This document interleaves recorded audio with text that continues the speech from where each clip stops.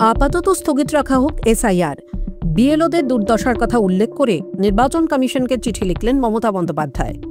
Voter তালিকায় নিবিড় সংশোধন বা এসআইআর ঘিরে রাজনীতির উত্তাপ ক্রমশই চড়ছে। আর সেই আবহেই এবার জাতীয় নির্বাচন কমিশনকে চিঠি দিলেন পশ্চিমবঙ্গের মুখ্যমন্ত্রী মমতা বন্দ্যোপাধ্যায়। বিএলওদের দুর্দশার কথা উল্লেখ করে কমিশনকে চিঠি লিখেছেন মমতা। স্পেশাল ইন্টেন্সিভ রিভিশন বা এসআইআর যে কতটা বিপজ্জনক জায়গায় পৌঁছেছে তা নিয়ে জাতীয় নির্বাচন কমিশনকে চিঠি লিখেছেন তিনি। বুথ লেভেল অফিসারদের উপরে চূড়ান্ত হয়রানি নিয়েই তার এই চিঠি।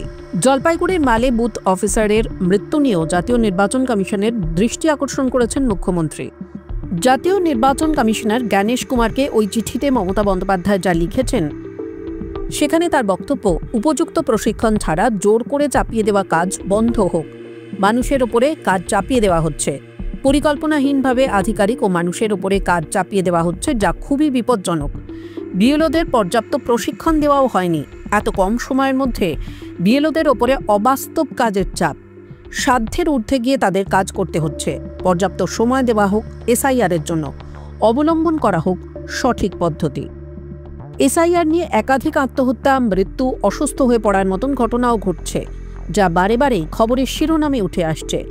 একাধিকবার সেই নিয়েও উদ্বেগ প্রকাশ করেছেন মমতা বন্দ্যোপাধ্যায়।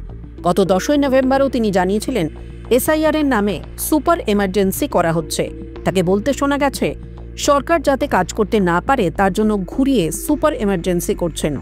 নোটবন্দির মতো মানুষকে এসআইআর বন্দি করে রেখে, তার অধিকারকে তালাবন্দি করে রেখে ভাবছে গায়ের জোরে পগার পার হবে। পগার পার এমনিতেই হবে ওরা। এখনো মনে করি এসআইআর স্থগিত হওয়া উচিত। মমতা বন্দ্যোপাধ্যায় চিঠিতে আরও লেখেন, এটা কোনোভাবেই অস্বীকার করা যায় না যে পর্যাপ্ত প্রশিক্ষণ ছাড়াই বিএলওদের কাজ করতে হচ্ছে। পর্যাপ্ত সময় না দেওয়া, প্রচুর কাজের চাপ তৈরি করা এবং কোনো সাপোর্ট না থাকা ডেটা এন্ট্রির জন্য এটা গণতন্ত্রে আঘাত তৈরি করছে। তাদের সীমানার বাইরে গিয়ে বুথ লেভেল অফিসারদের এখন কাজ করতে হচ্ছে। অনলাইন ফর্ম আপলোড করতে তাদের সবথেকে বড় সমস্যার মুখে পড়তে হচ্ছে, কারণ পর্যাপ্ত প্রশিক্ষণ নেই। ডেটা ম্যাচিংয়ের সমস্যা, এমনকি কমিশনের সার্ভার পর্যন্ত সমস্যা তৈরি করছে। কমিশনের তরফ থেকে দেওয়া ডেডলাইন 4 ডিসেম্বরের মধ্যে সব ডেটা আপলোড করার জন্য বুথ লেভেল অফিসারদের উপরে চাপ তৈরি করা হচ্ছে।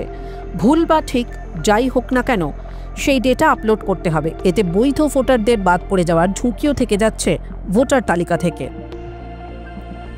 টাইমস নাও খবর।